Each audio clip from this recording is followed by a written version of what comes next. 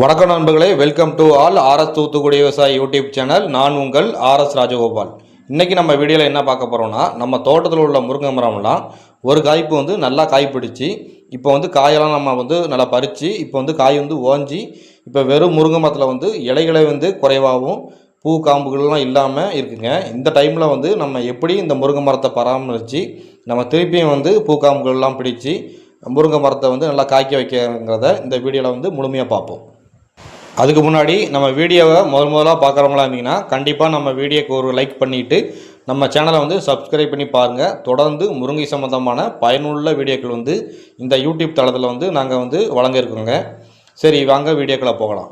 முதல்ல நம்ம தோட்டத்தில் முருங்கை மரத்தோட இப்போடைய கண்டிஷன் எப்படி இருக்குன்னு பார்த்தீங்கன்னா, நல்லா ஒரு காய் பிடிச்சி நல்லா காயெல்லாம் நம்மளும் நல்லா அறுவடை பண்ணி இப்போ ஓஞ்ச பருவத்தில் இருக்குங்க. இந்த பருவத்தில் நம்ம இப்படியே நம்ம முருங்கையை விட்டோம்னா கண்டிப்பாக நம்ம அடுத்த காய்பிரிப்புக்கு அதை ரெடி பண்ண முடியாது. அதனால் இந்த மாதிரி டைமில் நம்ம கூடுதலாக முருங்கையை கவனிக்க வேண்டியிருக்கோம். அது எப்படி நம்ம கவனிக்கிறங்கிறத நம்ம ஒவ்வொரு வீடியோலையும் நம்ம சொல்கிறோம். இந்த வீடியோவில் நம்ம இப்போ என்ன பண்ண போகிறோம்னா, இப்போ இந்த மாதிரி இருக்கிற டைமில் நம்ம முருங்கைக்கு முதல்ல இப்போ தழு கம்மியாக இருக்குங்க. அதாவது மரத்தில் நல்லா காய் பிடிச்சி இதனால் இப்போ தழு நம்ம காய் பறிப்பு ஓயையும் தழுவு குறைவாக இருக்குது. இனி இந்த தழுவு நம்ம ஏற்றணும். எப்படி நம்ம தழுவை ஏற்றுவோமோ அந்த அளவுக்கு தான் அப்படி திருப்பியும் நமக்கு பூக்காம்புகள்லாம் பிடிச்சி திருப்பியுமே நமக்கு காய் நமக்கு பிடிக்குங்க. அதாவது முதல் நம்ம முருங்கை மரம் ஒரு வருஷத்துக்கு ஒரு 3 டைம் நல்லா காய்க்குங்க. இது மொதல் டைம் நல்லா காய்ச்சிட்டு, அதாவது 3 டைமில் இது மொதல் ஈல்டுக்கு நல்லா காய்ச்சிருக்கு. இனி நம்ம இப்போ ரெடி பண்ண போகிறது 2வது ஈல்டுக்கு. இதுக்கு பிறகும் இன்னொரு வாய்ப்பு இருந்துச்சுன்னா, அதாவது மழை நம்ம பகுதியில் கொஞ்சம் முன்னாடியே வந்துட்டுனா அதுக்கு வாய்ப்பு இல்லை. மற்றபடி மழை கொஞ்சம் லேட்டாக இருந்துச்சுன்னா கண்டிப்பாக இன்னொரு 3வது பருவத்துக்கு நம்ம ரெடி பண்ணலாம். இப்போ நம்ம என்ன பண்ண போகிறோம்னா, இப்போ தழுவு குறைவாக இருக்கனால நம்ம தழுவு ஏற்றுறதுக்கு முதல்ல மருந்து அடிக்கணுங்க. கண்டிப்பாக மருந்து அடிக்கணும். அந்த மருந்தில் அடித்தா தான் நமக்கு இப்போ குச்சி மாதிரி இருக்கிற இடத்துலலாம் நமக்கு புதுசாக திருப்பியுமே தழுக்கள் சின்ன அரும்பு மாதிரி வர ஆரம்பித்து, அது இன்னொரு 10-20 நாள் கழித்த பிறகு திருப்பியும் கொஞ்சம் பெரிய இலைகளாக அடித்து நல்லா இப்படி இந்த மாதிரி சரியாக தழு இல்லாமல் டல்லாக இருக்கிற நம்ம முருங்கை மரம் இந்த மருந்து அடித்த பிறகு ஒரு 20 நாள் கழித்து பாருங்கள். கண்டிப்பாக அதோடைய தன்மை உங்களுக்கே புரியும். ஏன்னா அந்தளவுக்கு தழுகள் ஏற ஆரம்பிச்சிடும். நம்மளும் இந்த வீடியோவில் நம்ம இந்த தோட்டத்தில் நம்ம எப்படி தழு பிடிச்சி திருப்பியும் இந்த முருங்கை மரத்தை எப்படி நம்ம காய்ப்புக்கு கொண்டு வரங்கிறத நம்ம தொடர்ந்து ஒவ்வொரு வீடியோவாக நம்ம போட இருக்கோம்.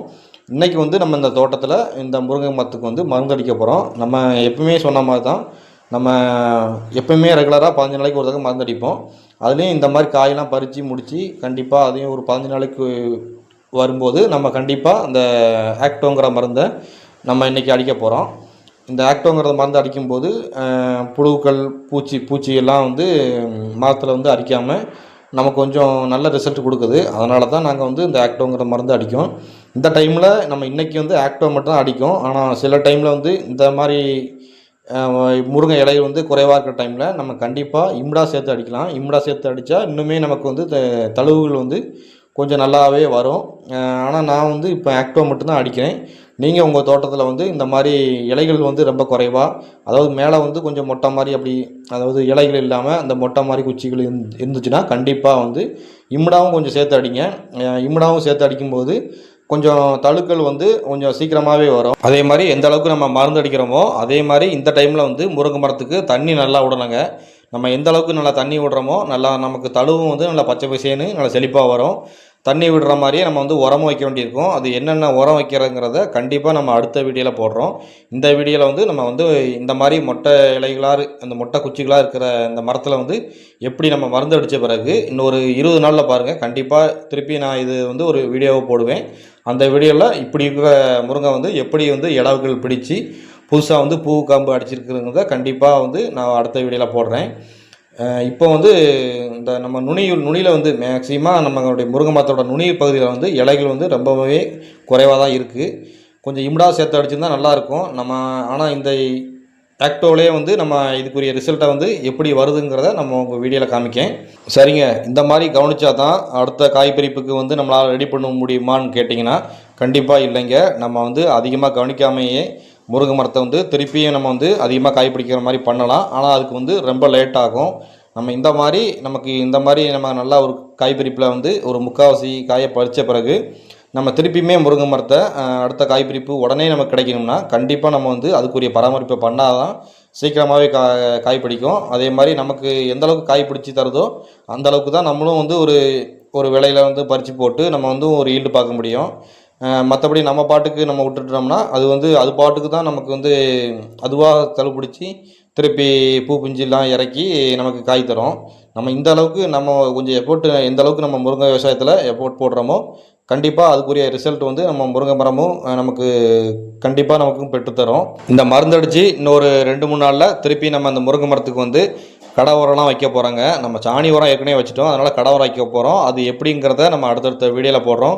இந்த முருங்கை மரம் தோட்டத்தை வந்து திருப்பியும் வந்து பூக்காம பிடிச்சி பிஞ்சு இருக்கிற வரைக்கும் ரெகுலராக நம்ம வீடியோ போடலாம் இருக்கோம்.